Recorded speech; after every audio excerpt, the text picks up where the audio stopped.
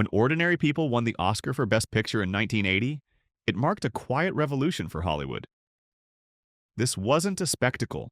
No epic battles, no sweeping historical scale.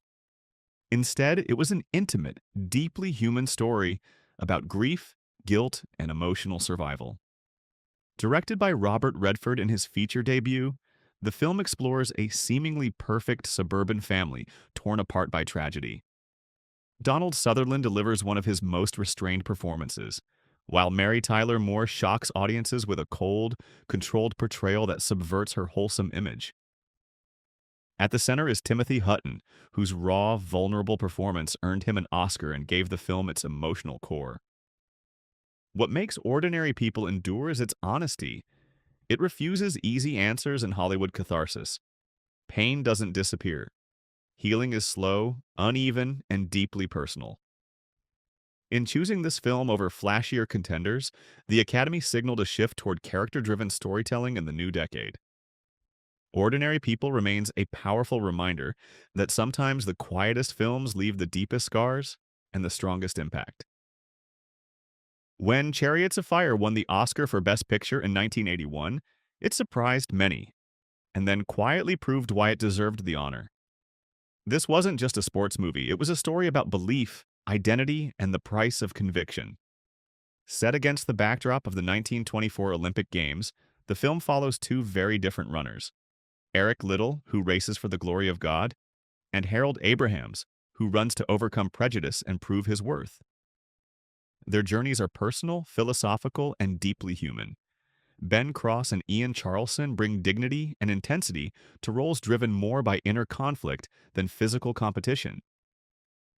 Director Hugh Hudson frames athletics not as spectacle but as character. Every stride carries meaning, and hovering over it all is Vangelis's iconic electronic score, instantly recognizable and timeless, turning slow motion into cinematic poetry. Chariots of Fire endures because it understands that victory isn't always about crossing the finish line first. Sometimes it's about staying true to who you are, even when the world is watching. When Gandhi won the Oscar for Best Picture in 1982, it felt less like a victory and more like a statement. This was epic filmmaking in its purest form, not driven by conquest or spectacle but by conscience, restraint, and moral strength. Directed by Richard Attenborough, the film traces the extraordinary life of Mahatma Gandhi, from a young lawyer in South Africa to the spiritual leader of India's independence movement.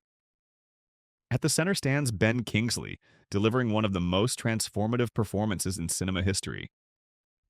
His portrayal is quiet, disciplined, and deeply human, capturing power through stillness rather than force.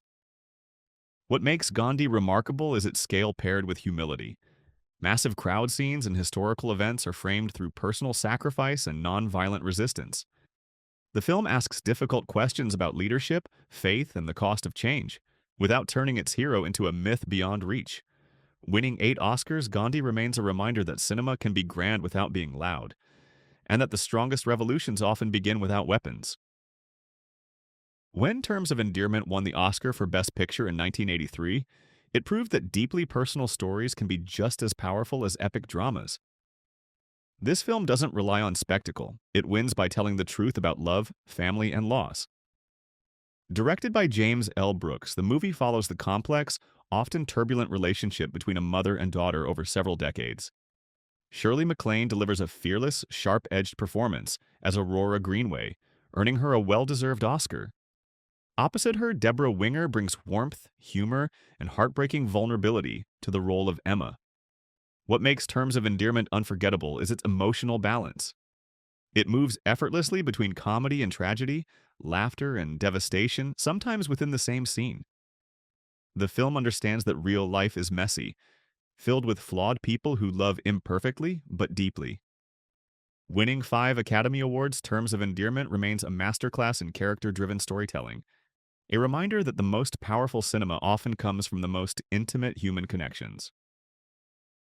When Amadeus claimed the Oscar for Best Picture in 1984, it redefined what a historical drama could be.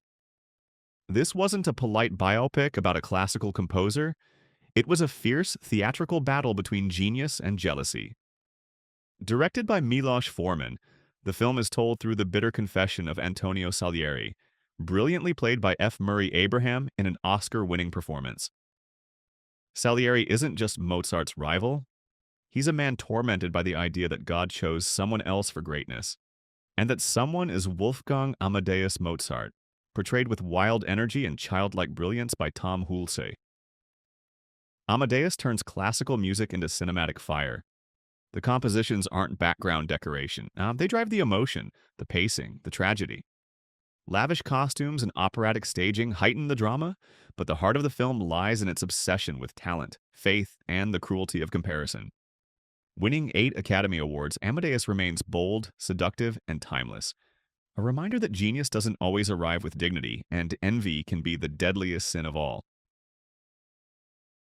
When Out of Africa won the Oscar for Best Picture in 1985, it celebrated classic Hollywood romance on a grand, sweeping scale. This is a film where emotion is inseparable from landscape, where love unfolds against horizons that seem endless. Directed by Sidney Pollack, the movie is based on the memoirs of Karen Blixen, portrayed with quiet strength and elegance by Meryl Streep. Her performance is restrained yet deeply emotional, capturing a woman searching for independence, belonging, and meaning in colonial Kenya. Opposite her, Robert Redford brings effortless charisma as Dennis Finch Hatton, a free spirit who resists being possessed, even by love. What defines Out of Africa is its atmosphere. The cinematography turns the African plains into poetry, while John Barry's iconic score elevates every glance and goodbye into something timeless. The film moves slowly, deliberately, allowing emotions to breathe. Winning 7 Academy Awards, Out of Africa, remains a reminder of an era when epic romances trusted patience, beauty, and emotional sincerity, and let love linger long after the final frame fades. When Platoon won the Oscar for Best Picture in 1986, it shattered the romantic myths of war cinema. This wasn't a story about heroes and glory. It was a raw, unfiltered descent into moral chaos.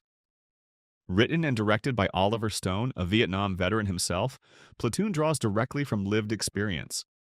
The film follows a young soldier, played by Charlie Sheen, as he's pulled into a brutal psychological battle between 2 opposing forces within his unit.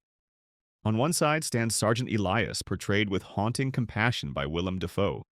On the other, Tom Berenger's Sergeant Barnes, cold, ruthless, and terrifyingly believable.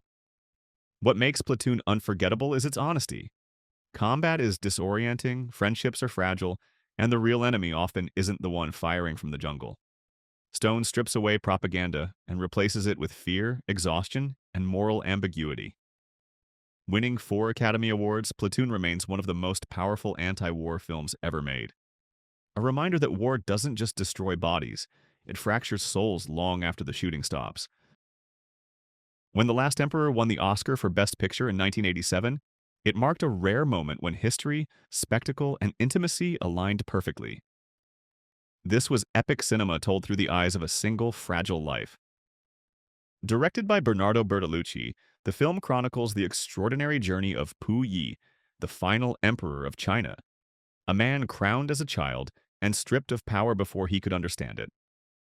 From the Forbidden City to prison camps and political re-education, his life becomes a haunting study of identity, isolation, and loss. John Lone delivers a restrained, deeply affecting performance, capturing both imperial distance and human vulnerability. What sets The Last Emperor apart is its visual majesty. Filmed inside the actual Forbidden City, the production design and cinematography are breathtaking, yet never overpower the story. Every frame reflects a world disappearing before our eyes. Winning 9 Academy Awards, The Last Emperor stands as a reminder that true power is fleeting, and that history's grandest stages are often home to its loneliest figures.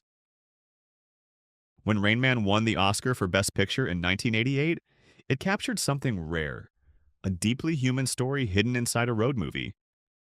At its heart, this wasn't about winning or losing. It was about connection. Directed by Barry Levinson, the film follows 2 estranged brothers thrown together by circumstance. Tom Cruise plays Charlie Babbitt, a fast-talking, self-centered hustler driven by ambition and resentment. Opposite him stands Dustin Hoffman, delivering an unforgettable Oscar-winning performance as Raymond, an autistic savant whose rigid routines and extraordinary memory slowly reshape Charlie's world. What makes Rain Man endure is its emotional evolution. The film begins with impatience and frustration, but gradually transforms into a story of empathy and responsibility. Hoffman's performance is precise and respectful, while Cruise reveals vulnerability beneath his bravado, proving his dramatic range. The open road becomes a metaphor for growth, with small moments, a diner, a motel, a deck of cards, carrying enormous emotional weight.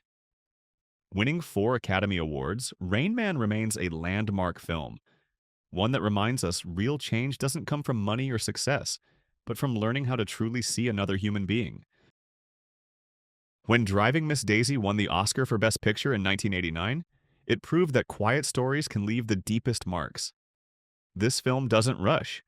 It listens, observes, and slowly builds an emotional bond that feels earned and enduring. Directed by Bruce Beresford, the movie centers on an unlikely friendship that unfolds over 25 years in the American South.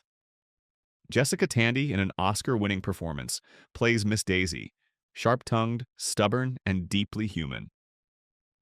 Opposite her, Morgan Freeman brings warmth and quiet dignity to Hoke Colburn, a chauffeur whose patience and wisdom gradually soften Daisy's guarded heart.